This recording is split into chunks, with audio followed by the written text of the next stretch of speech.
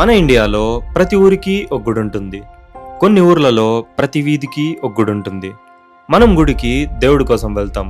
మొక్కులు తీర్చుకోవడానికి వెళ్తాం, కోరికలు కోరుకోవడానికి వెళ్తాం. మనసు బాలేనప్పుడు వెళ్తాం, మనిషి బాలేనప్పుడు కూడా వెళ్తాం.